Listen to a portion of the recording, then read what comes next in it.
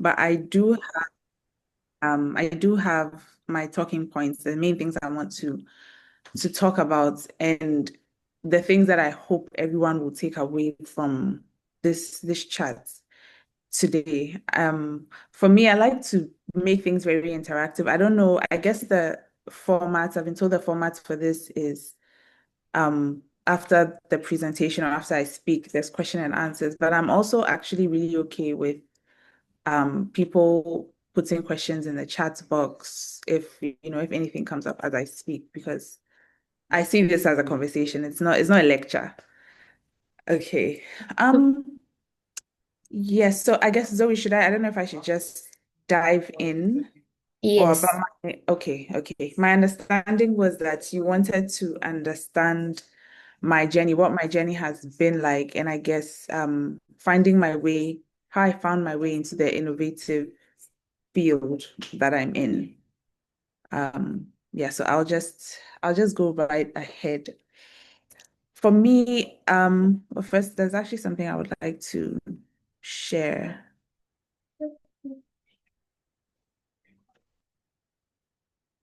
I don't know if I'm doing this right. Um, okay, Zoe, I don't know if I'm doing something wrong. I'm trying to share my screen. you should be able to, but let me Okay, I think. check it out.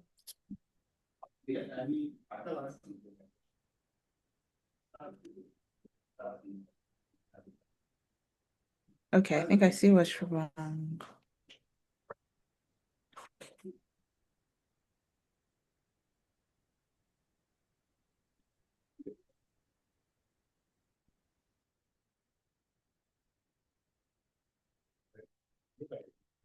Okay, so can you guys see? Yes, please. You can see your screen.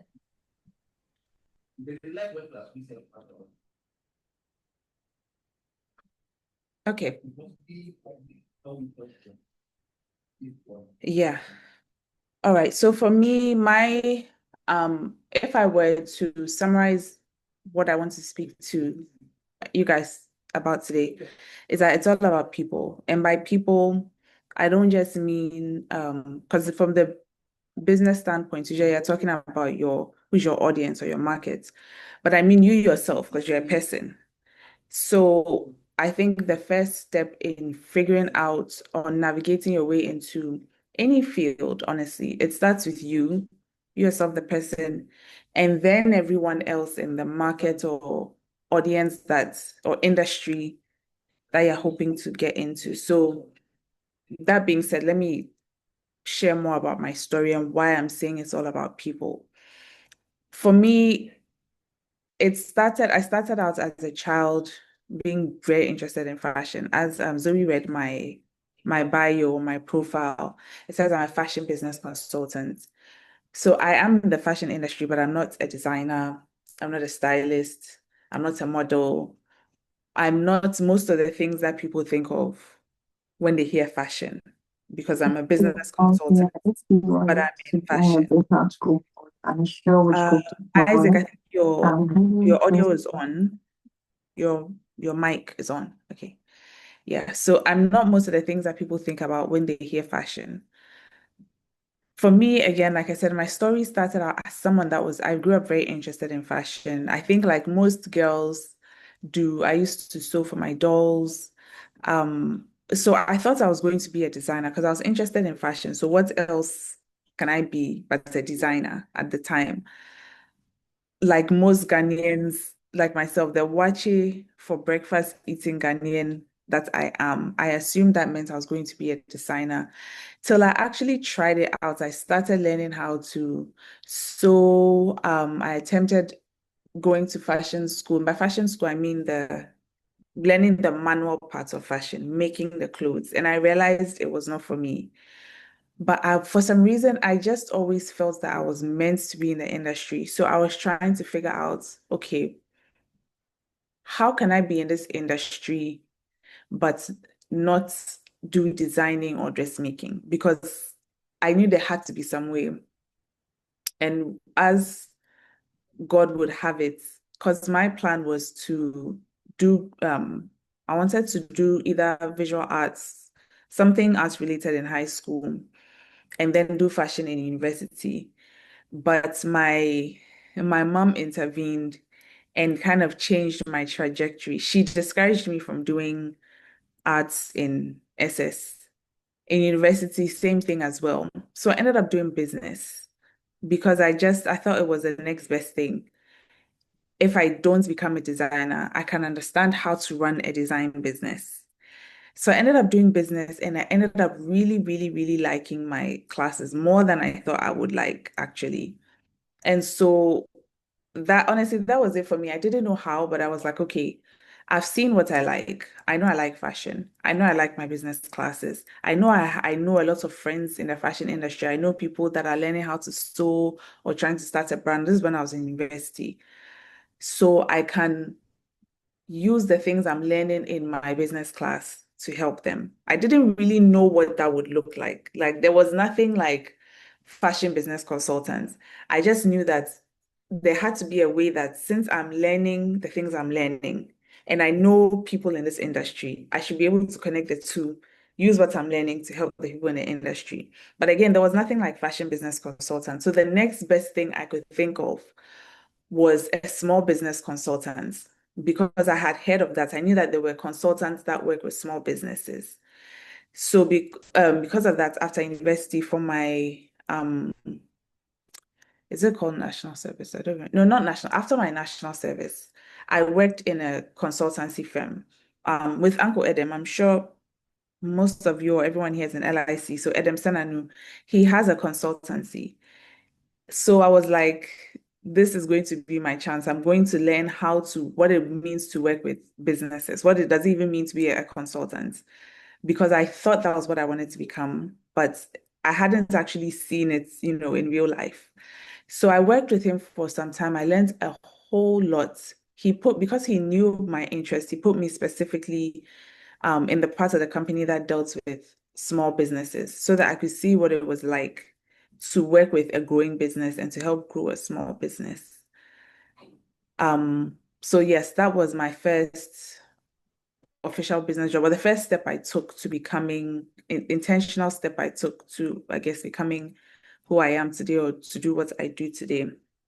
And then from there, I decided to continue down the business path. So I did my master's as well. But while I was doing my master's, um, I did my undergrad in Ghana, I did my master's in the US. And while I was there, I was hoping that I would be able to work with a fashion company while I was learning business. So again, so for me, from the time I entered university, I just had a one-track mind of trying to figure out how I could combine business and fashion. And so I ended up getting an internship. And in that, I did exactly what I wanted to do. I approached them not as a design student, because most people applying for a fashion internship are fashion design students. I wasn't a fashion design student. I was a business student applying to different fashion organizations, saying I wanted to work. So it was actually very tricky because even in my school, because my school would help place the students in internships, nobody knew where to place me because I'm in the business school, but I'm saying I don't want to work in any business, the typical places. I'm not trying to work in a bank. I'm not trying to I wanted to work in a fashion brand. So they actually couldn't really help me. I had to seek out the internship myself. And I ended up finding a place, ended up loving it. And then that was, I guess, officially when I started seeing that this could really work. And then um, I guess we could say the rest is history. I don't know if anyone wants further details on my story or if I can just go straight into my thoughts on how you can, or I guess what it's like on managing the journey of finding your way into an innovative career. So if anybody does have more specific questions about my journey, feel free to ask. But otherwise, I'll just jump right in. So yes, the reason I say it's all about people, in my experience, it started with me. I needed to figure out what it was that I liked. Because the way that I see it, Okay, I think there's a question. Were there times when you had doubts about what you really wanted to do? I didn't have doubts about what I really wanted to do. I had doubts about if it was feasible.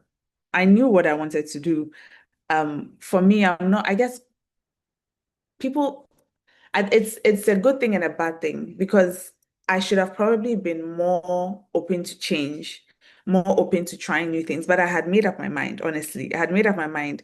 I want to do fashion. I want to do business. I'll combine the two. And so I had a one-track mind and I pursued that the whole time. So I didn't have doubts about it. I just had doubts about the feasibility of it because I hadn't seen it done before. At the time, even now in Ghana, at least this part of West Africa or this part of Africa, when you hear of fashion now, people even think of something else apart from a designer. People can now think of a stylist, a model.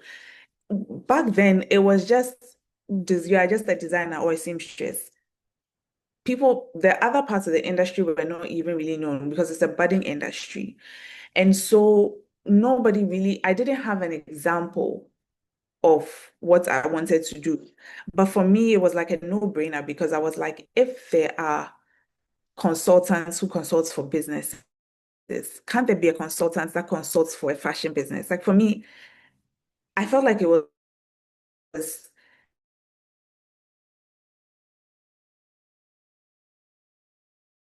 not the needs of the industry are different. So I was like, can't there be someone that just handles them and their needs? But it was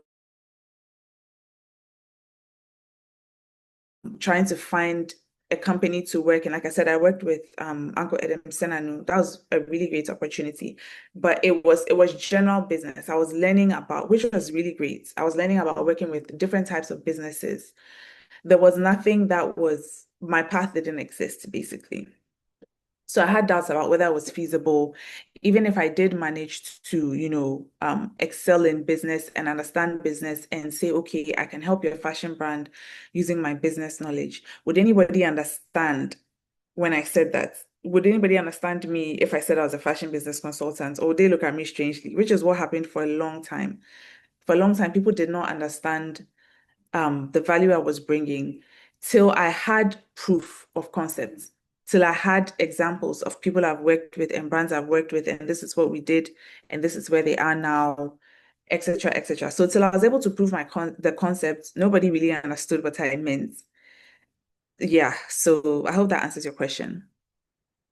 What's it like being a fashion business consultant? It's interesting. I mean, it's an interesting space to be in. I get to be in an industry that I love, but at the same time, I am not really on the fun or create or the very creative side of the industry because my life is mostly looking at Excel sheets and reading reports and doing research to try and help these fashion brands get to where they need to be. So it's probably not as fun or as creative as most people would think the job is. Oferi, sure, yes, we can connect. I'll be very happy to do so. I'm sure you can probably contact Zoe or MFR. I mean, someone should be able to give you my one of the organizers should be able to give you my contact. So yes, I'll be happy to connect. Okay, so back to what I mean when I say it's all about people. Finding your way into an innovative path, it begins with you because you need to figure out what it is that you like, either what you are passionate about or what you are generally good at, the things that come easy to you without you having to think too much, plus the people, what is the need? So like I said, I was interested in the fashion industry and I saw a need. I realized that no one was really paying attention to helping these brands. I realized that a lot of people just went to learn how to sew and just started a business. But to me, that did not make sense because if you went to learn how to sew, you didn't learn how to run a business. So how are you running a business successfully? I saw a need that nobody was meeting. And I also realized at a certain point that the industry had grown businesses were doing well. A lot of businesses wanted to get to the international level, but nobody really knew how to do that, how to scale properly. Because if you're going to scale, you need to think about like manufacturing. Is it still just going to be you making the clothes? How are you going to scale the making of the clothes? So there was a need there. People need to understand manufacturing. People need to know if there are options available locally. People need to know where to buy or how to even buy the materials and things. So I realized there was a need there. If people are going to enter shops internationally, people need to know how to get into these shops, what are the processes, because all this information is not here. So again, it was me seeing the need in my industry. So back to me and then the people, what the people needed. So it's really all about the people. I think once you are able to find where your interest aligns with what the people need, then you're really onto something. And another reason that I say it's all about the people is when it comes to the kingdom of God, right? The kingdom of God it's made of people. The kingdom of God is made up of people. If God has put us here for a reason, He wants us, nobody lives in a silo. We are here to interact with people, whether no matter your job, no matter which industry you are in, you're going to work with people. How can I bring I don't want to say, like, how can I collaborate with God to bring His will in His presence here with the people I work with?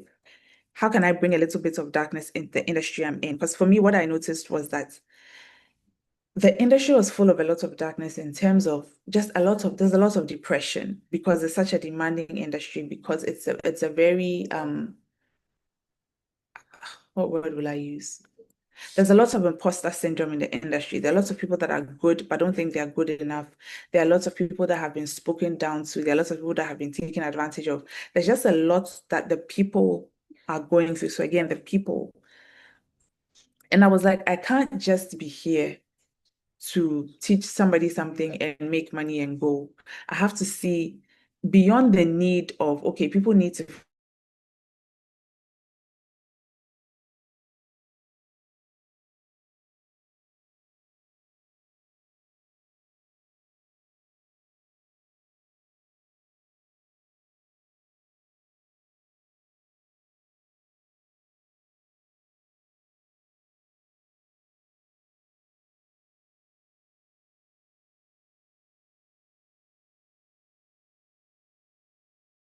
them. So yeah, back to the people. That's what I mean by it's really about people. It's about you and it's about the people you want to serve.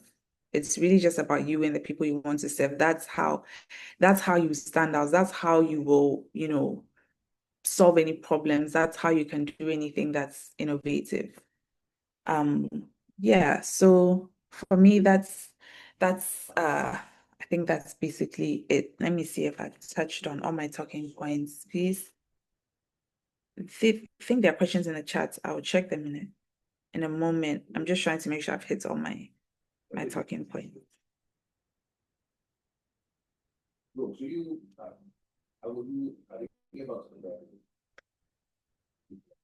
Yes. So another thing I wanted to mention was I think as Christians in business, I think we have an important role to play as Christians in business.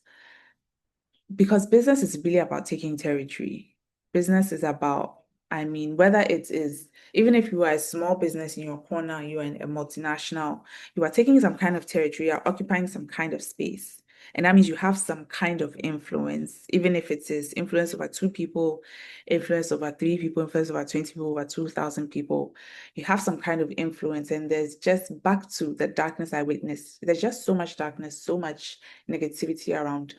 I feel like as Christians in business, it is our business to take up space, to take up territory, so that we can influence these territories with the like we can bring the light into these territories. That's really the way I see it, and that's how I've decided to approach what I do. So yeah, I don't know if there are any questions for me. Let me see. Maxine says, Elorm is a great business consult. Oh, thank you, consultant. She brings her A game from scratch. Thank you, Maxine. I'm wondering, I don't know if, oh, okay, I think I know who this is, Oba. Thank you, Oba. Yes, I've actually worked with Oba before. So before I focused specifically on fashion, I generally was working with small businesses, and it's actually good that Oba brought this up. Before I niched down specifically to fashion, I always knew I wanted to work with the fashion brands. But in the beginning, I was just working with creative businesses, small businesses, because like I said, I needed case studies. I needed proof of concept. That was part of it. But another part of it was also because it was difficult to enter the industry.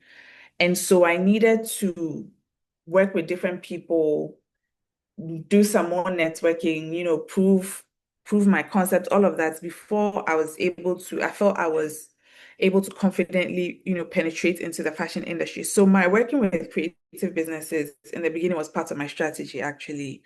I did that and then eventually I niched down when I felt I had done enough and and more opportunities were coming my way, then I felt I could now specifically niche down to just fashion brands. So, yeah, I'm actually glad I saw Oba pop up because that reminded me of that part of my story. Philip says, "Thank you for sharing these stories, Adam. Thank you so much. Um, you found what you like. You found a way to bring it to life. How would you advise someone who cannot pinpoint one thing they like, or let's say they seem to like many things, a couple of things maybe? Okay. Yeah. So." I get this question a lot actually because there are lots of people that are just multi-talented and have so many interests, so many passions. And that's perfectly fine. It's actually a good thing. It's actually one of the things that make you you. But what I would advise is even if you are doing different things, have one thing that you kind of focus on or one thing that you promote more. It's easier in people's minds when they know you for one thing, and then gradually you build on that, and they can now know you for other things. So um, it's like a tree, right? A tree has what is it called? The trunk of the tree. The Sorry, my science is all gone out the window. I think they call it the trunk of the tree, right? So the tree has the trunk, which is big and it enables it to be solid. It has all the roots in there that go deep before the tree branches out and has different branches. If you compare a tree to a bush is usually shorter. It doesn't have that, that firm, solid trunk, but usually right from the base, it branches out. But for the most part, you find that a tree is more steady than a bush because a bush branches out right from the start. It's just doing a lot of things at the same time. At the end of the day, the tree also grows and has all these different branches, but it started out with, it has just that trunk that kind of stabilizes it.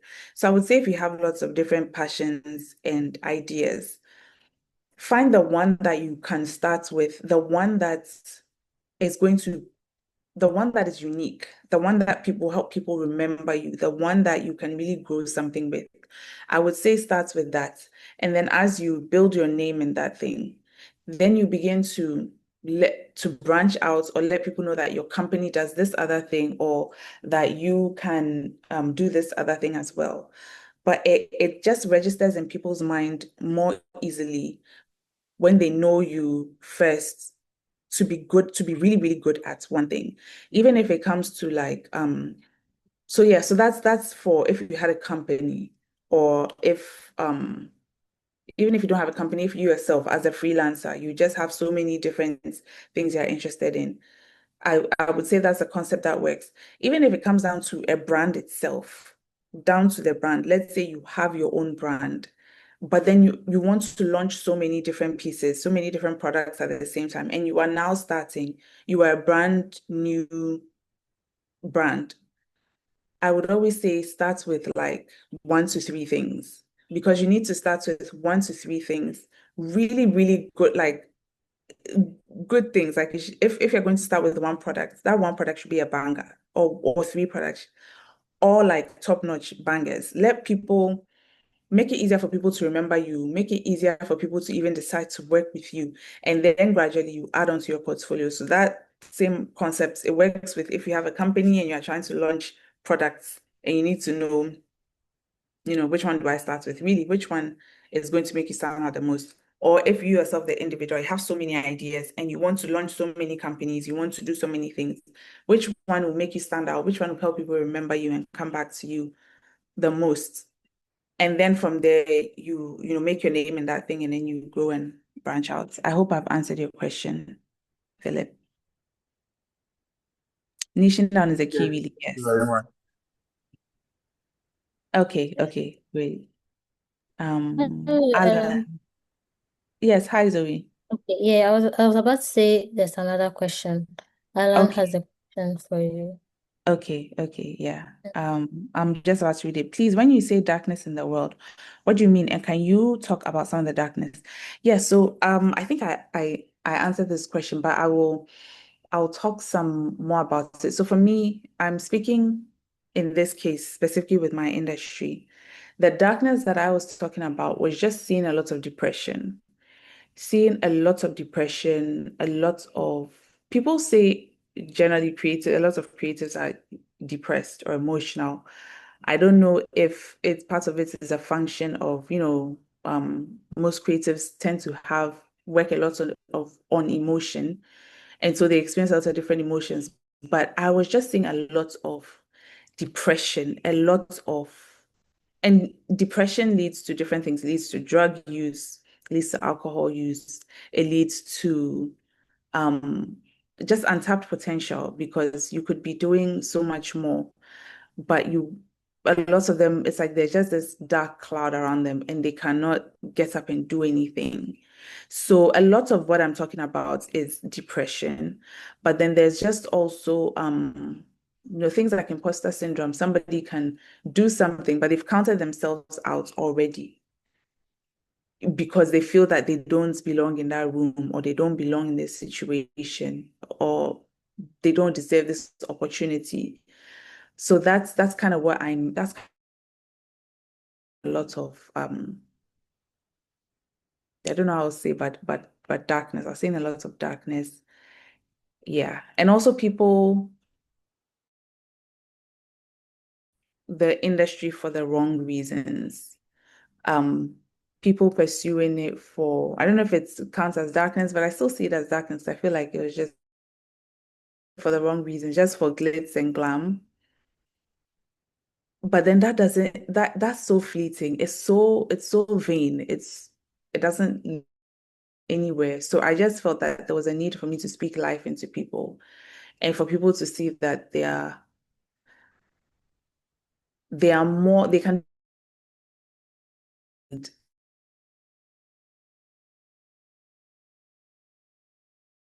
answer that question. I think that was who, Alan. Alan, yes. Philip says, thank you, Elom. The tree illustration makes lots of sense. Thank you. Zoe, if you were to start a fashion consultancy all over again, what would you do differently? Do you mean specific, like this specific business that I'm in? If I were to do it again, what would I?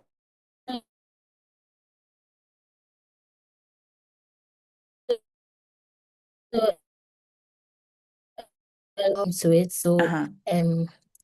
so it made like starting Um, it quite, I don't know where exactly to start from. Although you started with Uncle Where to Edem in the start? consultancy firm, like what right now with the knowledge and everything you have, Yeah. where would you start from, and what would you change? Okay. So what I would change, I would do a lot more experimenting. One of the things that I didn't mention was apart from working with Uncle Adam, I actually I worked in different parts of the industry intentionally. I worked in manufacturing, done even more just to figure out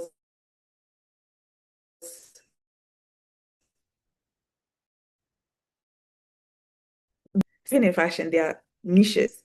Right now, the thing I focus most on is retail, but that came from me experimenting, trying different things and realizing, okay, there's a need in retail. There's more of a need in retail. I'm interested in the retail side, but I would have actually done more, tried to touch, like, to participate in fashion weeks to understand that side of it a bit more. I would have done a whole lot more, actually. I would have done a whole lot more.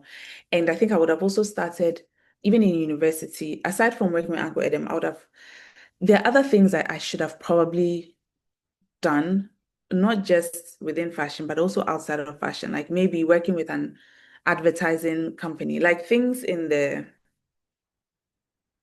ecosystem of fashion to give me an understanding, not just, yeah, to give me more of an understanding of, I guess, the whole industry. Experimented more. That's the only learn more,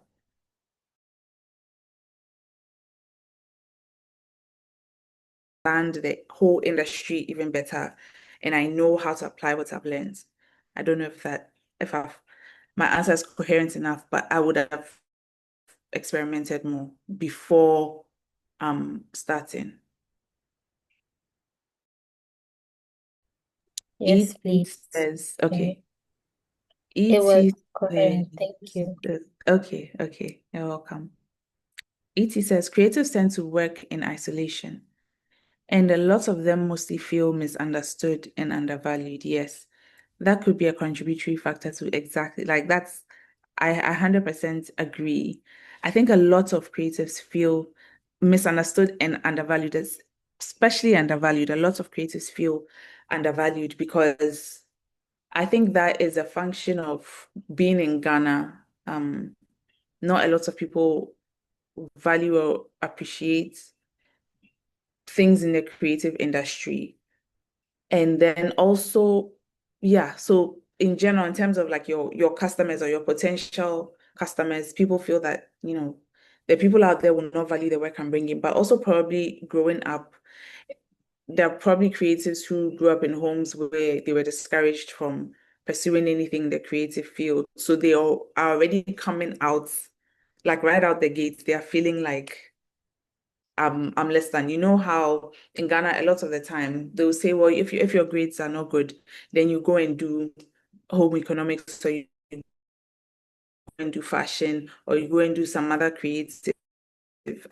thing that is in the creative field. It's like people see it as less, a lot of people see it as less than. So when your grades are not good, that's when you go and enter these fields. And so I'm just saying that to say, I think a lot of all these things will play on the minds of creatives. Like they play on our minds to make us feel like what I'm doing is less than, number one. And then number two, in the creative industry, so many people are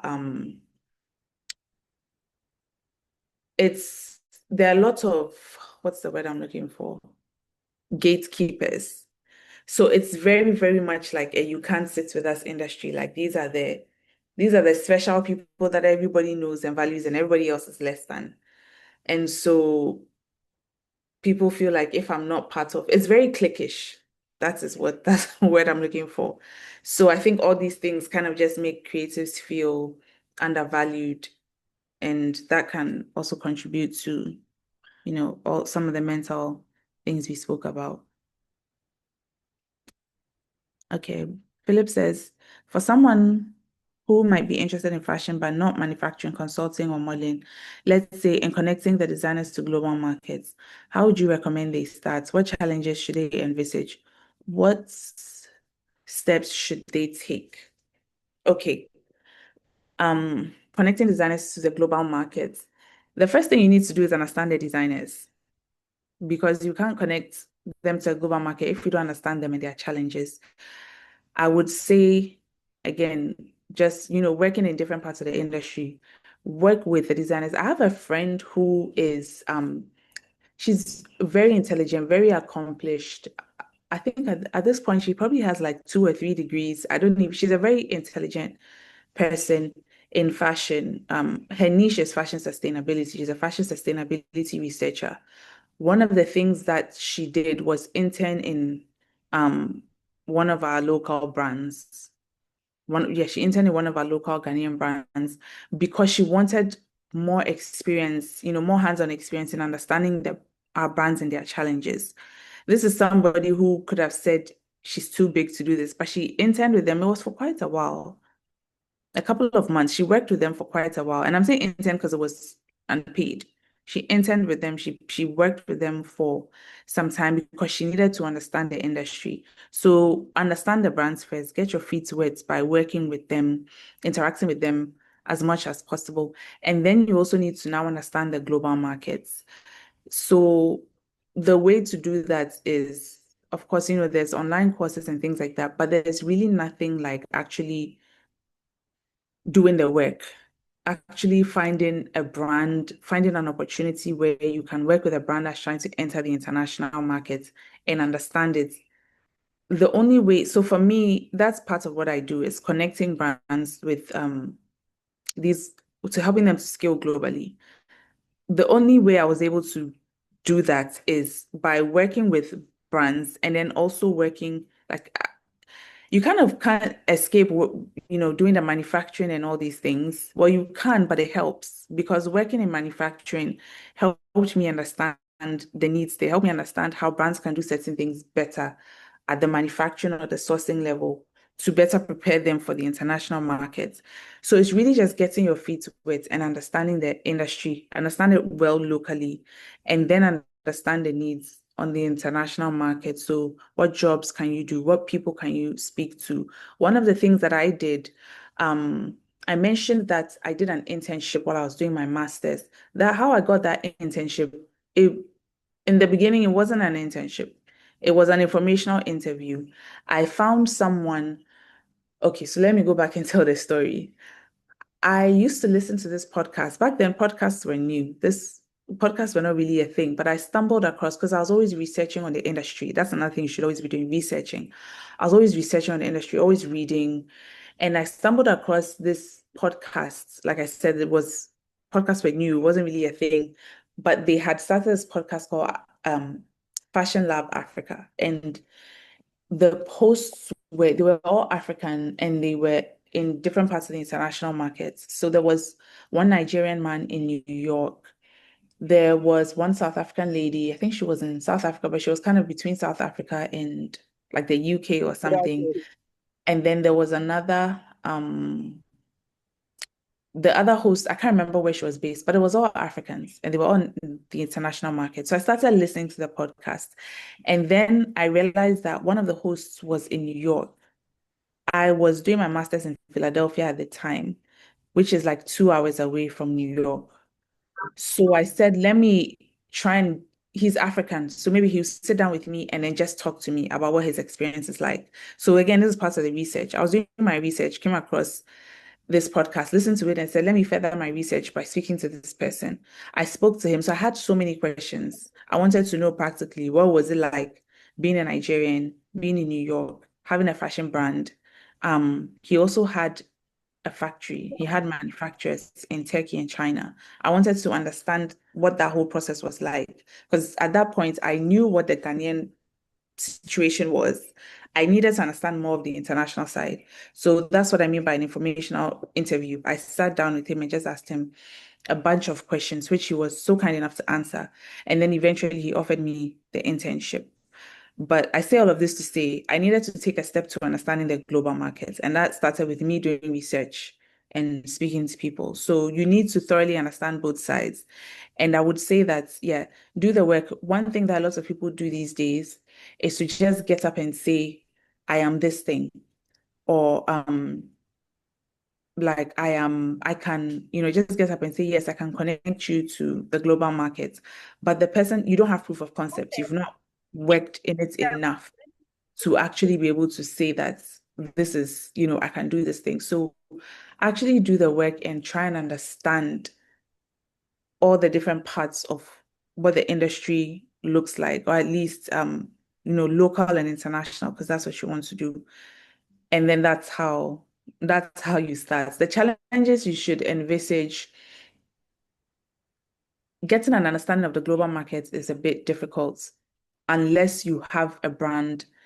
Like, if you can get a brand you are working with that is actually trying to do that, enter the global market, the brand is trying to participate in some international events, work with them and get that experience, because nobody is giving out that information for free. Nobody will just, you need to have done it to see that this is what I did. So the challenge is getting the information on the local side. Yes, it's quite easy to work with different brands and understand. On the international processes are like, the information is a bit more hard to come by. So you are going to have to find brands that you can work with and learn from as like internships for you to learn. You're not just working just to work, but you're working there with the intention of learning so you can take it and do something else with it. Challenges, money. Money, not for necessarily for you, but if you're going to be someone that's connecting to the international markets, it's costly. So you either need brands that are ready to spend, or you need to be in a position that maybe you are seeking funding to go and participate in something. But money is always a challenge. So either it is brands that, they have money to spend and they're ready to put their hard-earned CDs towards participating in these international events and getting international exposure, or you are going through, like, let's say, a British council or other organizations like that offer some sponsorship, so that you know that, okay, I'm bringing these number of brands and this organization is willing to sponsor and send these brands to do so and so thing, or I'm working with the government and the government, but money is usually a challenge. I hope I've answered your question, Philip. For a creative who's starting out and has to handle every aspect of their business, example, social media, bookkeeping, creating the product, at what point can they bring in a fashion consultant? So for this question, I would say first that bringing in a fashion consultant, you don't necessarily need to bring in someone like permanently on a retainer. There are ways that you can glean information and learn from consultants without it being too costly or without it being permanent. For instance, are there free workshops you can attend? Are there, even if it's not free and it's paid, it is still cheaper if, for example, even if a workshop is paid, it's still cheaper than hiring that consultant to permanently work on your team or to do a one-on-one. It's usually cheaper. So what indirect ways can you work with a consultant, even if it's not on a one-on-one basis?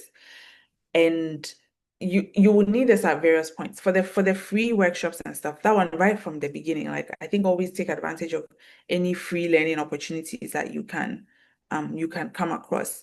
But then when you get to the point where, depending on what your goals are as a business, but if you get to the point where you feel like, I have a strong understanding of what my fashion brand is, or what my creative brand, because you just said a creative, not necessarily fashion.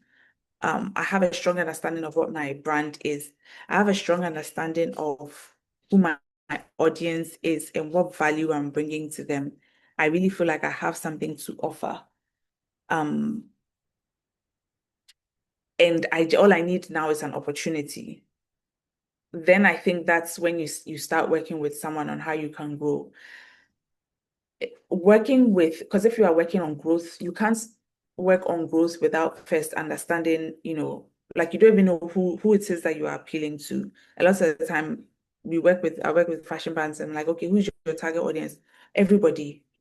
Everybody will look good in this. My product is for everybody. That's never the case. So when you specifically understand what makes you unique as a brand, specifically who you are targeting, what's the value you bring, then I think that's when you're kind of like ready for growth, because the foundational stuff is laid. I hope that makes sense. ET says, write your explanations on points. Gatekeepers. Yes, exactly. Thank you. In Shiva, you talked about those who are doing so many things. What about those who do not seem to have found their purpose? They don't know what they want, just do anything and everything. Experimentation. So I think whether you know the industry you want to be in or you don't know, what industry you want to be in, you don't know what you like or what you don't like until you've tried it. You need to have worked in different. I think even though some, depending on if you are looking at more 9 to 5 jobs and all of that, some people might find it discouraging. It's like you've done so many things and it makes you look unserious. But I think you can, if you want your CV to not look all over the place, I think what you can do is if you have a full-time job, keep that full-time job. You're doing that full-time job. But what do they call these things? Volunteer work. What volunteer work can you do in different things? Like get your feet wet in different things because you don't know if you like it or if you don't like it until you've done that job or you've done that type of work. For instance, one of the things I did, one of the roles I played at a point, I was working in an NGO. The NGO was set to support fashion brands or support the creative industry. And one of the things I noticed that the NGO was doing was I didn't like how they were operating. One of the things I noticed they were doing was kind of presenting that they had these opportunities for their creative brands, but the opportunities were never really confirmed. I don't know how to put this diplomatically because I don't want to put anybody's organization on blast, but kind of presenting that if you come on as a brand and you work with us, you will have this opportunity to do this. This will be sponsored. You do this, you grow in that way, blah, blah, blah. And then the brands come. Not all the opportunities were free. The brands come, some would pay money, and then the opportunities never panned out the way the brands thought. And I realized that I was like, I don't want to work in this kind of organization. The next place I work in, everything has to be very assured, very secure, because I want to be able to say, if you come and work with us, this is what you're going to get, and this is what you get. I didn't like that, the fraudulent, I didn't like how it was kind of fraudulent because I felt that the organization was presenting opportunities in a way that they were not. So actually, because of that, I told myself I was not going to work in any NGO unless I was 100% sure of how this thing is funded, etc., etc. But I didn't know that. I wouldn't have known that if I didn't work there. So I remember I actually made a list when I was leaving. I made a list of the next place I work but I still was not ready to start my own thing then. I still needed to work in other places. I made a list of the next place I work, XYZ are the things that I don't want the organization to do, or I don't want to be a part of my role. And XYZ are the things that I want to be a part of my role because I realize I like these things and I'm good at these things. I would have had such a clear, detailed list if I didn't try something I knew I did not like. So if you feel you are lost, just try different things. I wouldn't have known that I did not want to be a designer if I did not actually start learning how to design and how to sew and realize I don't want to do it. So people still ask me, are you sure you don't want to have a fashion brand, but you work with fashion brands all the time? You've been doing this for so long. Why don't you just, I don't want to do it. I just don't want to do it. And I know because I've tried.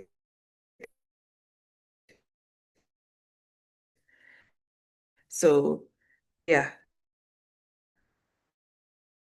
try. That's how you will figure out what works for you and what doesn't work for you. Okay, I think I've come to the end of the questions. I don't know if anyone else has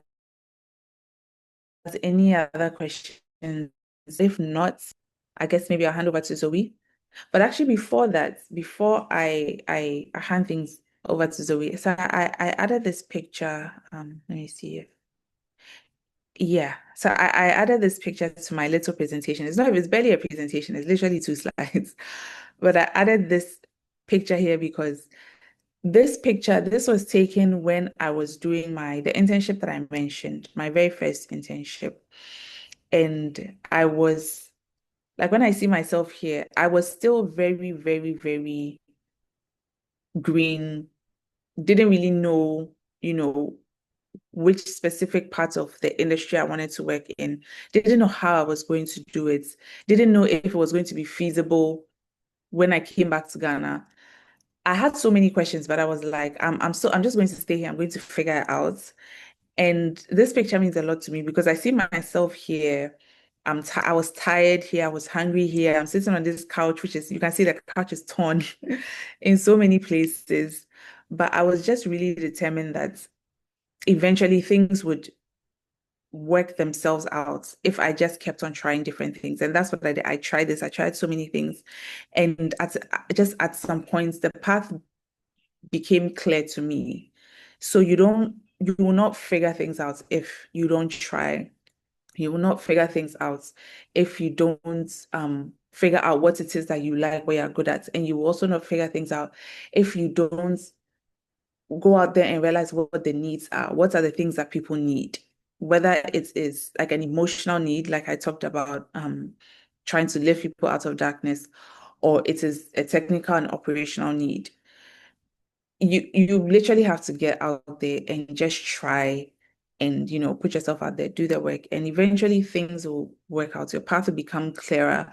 And before you know it, somebody will be telling you that you're doing something innovative. Because when they asked me to share, I found it interesting that this is actually the second request I've gotten to speak on um either being doing something innovative or being on a path less traveled. And I find it interesting because when I was trying to figure it out, I was not trying to figure it out because I'm trying to be innovative. I was just trying to figure it out because I was trying to follow what I loved and where the needs, where people's needs are or where. And it kind of what just came together this way. So yeah, thank you guys very much. Thank you for your questions. I love that the questions have been flowing throughout. I really appreciate everyone's time. And if there are any last questions, you can let me know. Otherwise, Lois, Zoe, I'll hand over to you. Thank you so much, Elom. I'm sure we all enjoyed this session and we've learned a lot. Please, if you have any questions, we still have about 5 minutes, so you can ask. And if you also want to share something, maybe throughout Elom's presentation, you agree strongly with something and you'd want to share with us, you are also permitted to do so at this point. If there are no questions, we actually had some questions for if there were no questions. So maybe I can read out one and then, Okay. yeah. So one of the questions is, given family and financial responsibilities, how realistic is it for millennials to explore unconventional career paths? Given family and Which, financial responsibilities. how realistic is it for Mhm. millennials to explore unconventional career paths? I don't, So, so exploration is free. Honestly, exploration is free. Exploration is trying. Okay, anyone says I was going to ask this question. Exploration is trying a new path. I think there's no harm in trying. There's no harm in exploring. If it comes to in terms of time, yeah, making the time, that's when I feel like, okay, that's really, really the challenge because millennials, at this point in life, we all have so many different things going on. So what I would say is, I think, sorry, give me a second. Just give me 2 minutes. So, as we said, time. I myself I have to go because I'm I'm on maternity leave and my babies are calling. Oh, But what I would say is, I think. where there's a will, there's a way. There was a point at which I think I was doing this online course. I'm trying to remember what I was doing at the time, but I had so many things doing at the time. What helped was that it was a self-paced course because I was trying to learn, again, with me experimenting different parts of the industry. I was trying to figure out if sustainability in fashion is something I wanted to focus on. So I did a whole course on it. But thankfully, it was a self-paced course. So if it comes to learning new things, if we can find something that is, one of those self-paced opportunities, I think it helps because I really moved at my own pace. I was, I think I had a child at the time. I had one child, married. I was working. I was working full time. So I took a self-paced course. So in terms of time, there's no simple answer because at this point we all have so many things going on. But as and when we can carve out, little moments of opportunities for ourselves, even if it's going for a workshop, you might not be able to attend all the time. Like myself, I don't get to do as many personal development workshops and things as I would like for myself and for my company. But whenever I can, you know, gather my village around to make sure that there's somebody to watch the kids, there's somebody ensuring that there's food, then I know that I can step out for 2 hours. So at least I don't have any straightforward answer. All I can say is that yeah, it's just going to have to be intentional efforts or doing, if it's courses, doing something that's self-paced. I hope that helps. Yes, please. Thank you so much. I hope your question has been answered. Thank you so much, Elom, for this session. You're welcome. I would entreat everyone to be open to share what we've learned here when we go out into the main meeting room. When we are called upon, let's feel free and also share what we've learned because I believe we've learned a lot today. Okay, so we have 2 more minutes to exit the breakout room. Mhm. Once again, thank you so Unfortunately, much. yeah, unfortunately, I'm going to have to run away Yes, from the breakout session. I'll probably rejoin the call later just to listen in and not contribute, but at the moment, I do yeah, have to step out. Someone was asking if they could connect. Um, I guess Zoe, they can contact you and then, or you can yes, speak to MFR so that the yeah. person can have my email address and then we can take it from there. Thank you all so very much, and I hope everyone has a fantastic evening. You too. Okay. Thank you. Welcome.